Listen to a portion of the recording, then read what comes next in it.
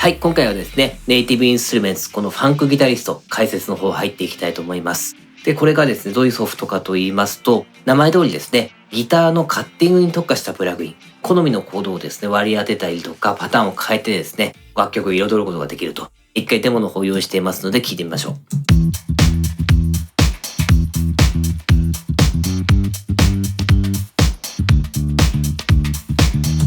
こんな感じのシンプルなものになっています。あとはですね、このファンクギタリストを使ってカッティングを入れていこうという感じなんですけども、まず最初把握しておかなくてはいけないのが、このキーマップ。それぞれがどういう役割を持っているのか、ここを見ていきましょう。まず黄色部分。ここにですね、コードが割り当てられています。クリックしますと、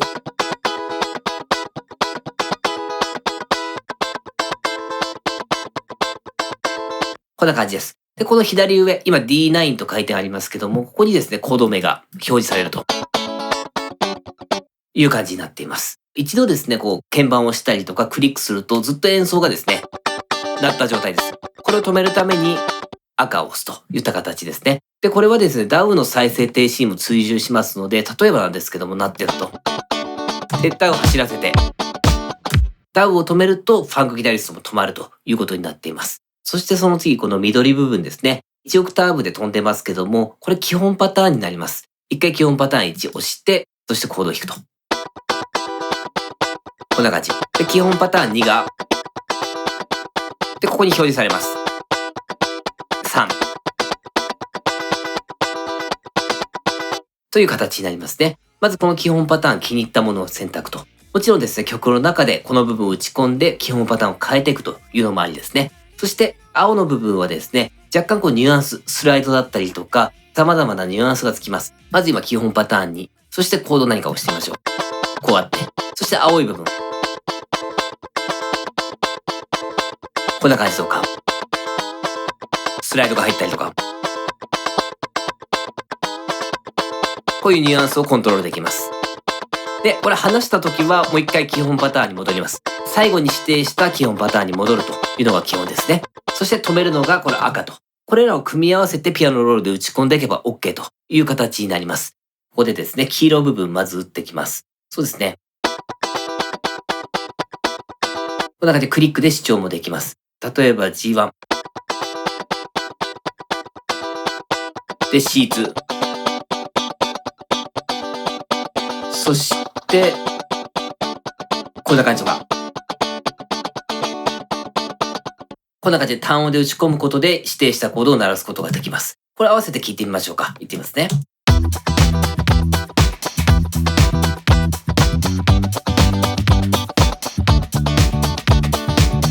こういった形です。そして今ちょっとこう合わせてみて気になったのが、ベース少し高いかもしれませんね。もう少しですね、ベース低くしたいので、一応しましょう。今ですとじゃあ5半音下げます。もちろん、ファンクギタリストと合わなくなるということですね。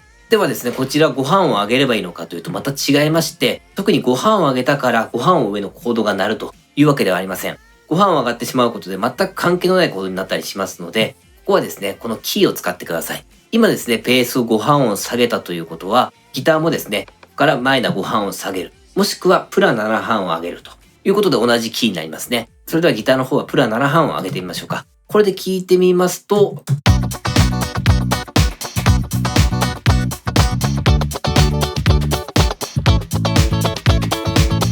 完璧ですね。こういう風にして中でですね、トランスポーズができるというところも覚えていただければと思います。立ち上げた状態、デフォルトの状態ですと、70年代のですね、ディスコパーティーというプリセット。で、E マイナーって書いてます。これは E マイナーキー、デフォルトが E マイナーキーになっていると。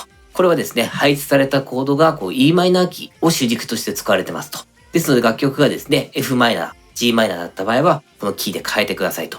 そういう指針になるとお考えください。で、これをですね、プリセット変えたいって言った場合は、このブラウズを押していただきますと、こんな感じ、パターンとコード、それぞれですね、呼び出すことができて、結構膨大にあります。で、ダブルクリックでですね、こういう風に呼び出すことができます。で、実際これ聞いてみますと、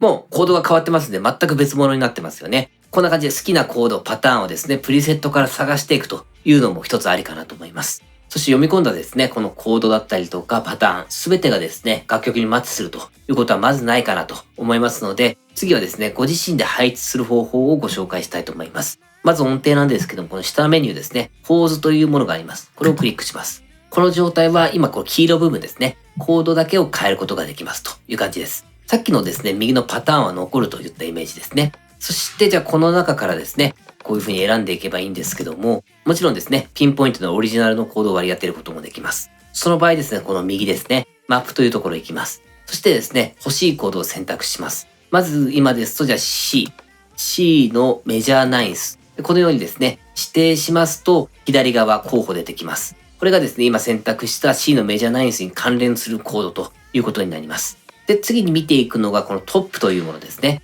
これはトップノートのことを言ってます。13th 書いてますけども、このコードのボイシングの中で一番 13th が高い音になっているということです。こちらですね、ダブルクリックで視聴ができます。こんな感じです。止めるには他のコードをクリックすると止まります。そして次フレット。これはですね、ギターの押さえるポジション。今2フレットを押さえたコードですよと言ってます。これがですね、例えば14になりますと、で、こっちが2。こういった感じでですね、この数字が高くなればなるほど音程が高いボーシングというところを押さえておいてください。そしてこのストリングス、弦ということで、何本の弦でですね、演奏されていますかということになります。こっちで4本ですね。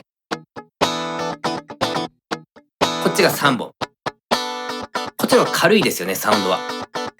今回は軽めが欲しいとか、しっかりとした響きが欲しいといったところでですね、これ3、4選んでいくといいと思います。あ、これなんかいいなと思った場合ですね。そういった時は実際の鍵盤に移していきます。これですね、オクターブでこのように移動できます。この赤い部分っていうのがここだと思っていただければ。この黄色い部分がですね、それぞれコードが割り当てられているといった感じですね。今分かりやすいように、じゃあですね、赤の隣にしましょう。ここに割り当てたい時は、まずコードですね、選択していただいて、ここにですね、鉛筆マーク出てきます。これをクリックしますと、今選択しているコードと置き換わります。で、次回からこれを演奏すれば、このコードが演奏できますよということで、それぞれをですね、全部組み替えることもできるといったところを覚えていただければと思います。そしてもう一つユニークな機能がありまして、実際ですね、コード名がわからない。だけどこの響きが欲しいという方もですね、非常に多いと思います。そういった時に使える機能としましては、こちらですね、MIDI というものがあります。レックボタンを押して鍵盤を弾くと。そうしますとこんな感じでですね、そのコードを呼び出してくれるという機能ですね。ですので、コード名がわからない。けど、もう音の並びがわかってるって言った時ですね。使いたい場合は先ほどと一緒ですね。例えば Em7 フラット5、今使えませんので、この鉛筆マークを押しますと C アドナインスと入れ替わりますよという感じになります。オートマップに関しては、今ですね、これレックしたものっていうのは、貯めていけるんですね。で、この貯めたものを一気にこっちに移すよっていったものがですね、オートマップになります。今見ていただいたようにですね、前のコード消えてしまいますので、この点が注意ですね。もし消したくない場合、一個ですね、いい方法はありまして、ここにですね、キーセットとあります。で、A、B、C ありまして、3パターン鍵盤。言ってしまえば、この部分を持っておけるよということになります。今、B、C 空いていますので、先ほどのですね、レックしたものを、この B、もしくは C に移してしまって、どれを使おうかというのをですね、元々のメイン A を残しながら違うものをですね、演奏することもできるといったところが非常にポイントかと思います。そして最後にせっかく割り当てたコード、他の楽曲でも使いたいとか、プリセットですね。これを保存することができまして、その方法なんですけども、ここにフロッピーマークあります。これをクリックします。で、名前付けられます。ちょっとバックスペースで一回消して、テスト入れましょうか。こんな感じです。で、アッドに押せばテスト保存されます。そして次ですね、プリセットの中でご自身作ったものを呼び出したいって言った時はですね、このユーザーですね、選択すれば出てきますと。で、これ消したい場合、右の方に×印ありますので、必要ないものはこんな感じで簡単に削除が行えるといったところがポイントになります。といった感じで今回はですね、この基本概要とコードのですね、エディットを中心にお伝えさせていただきました。次回はですね、このパターンの方に入っていきたいと思いますので、ぜひお楽しみにしていってください。それでは今回の解説はこれで終わります。ご視聴いただきありがとうございました。ご視聴誠にありがとうございました。この動画が参考になりましたら、グッドボタン、高評価をお願いいたします。今後も動画を更新し続けてまいりますので、もしよろしければチャンネル登録をよろしくお願いいたします。ウェブサイトや Facebook、Twitter なども更新しておりますので、ぜひチェックしてみてください。その他、動画の再生リストなども用意しておりますので、パソコンの方はもっと見るをクリック、スマートフォン、タブレットの方は動画のタイトルをタップしていただくとアクセスが可能です。また、スリープリークスに対する応援メッセージやコメントなどをいただければ嬉しいです。今後ともよろしくお願いいたします。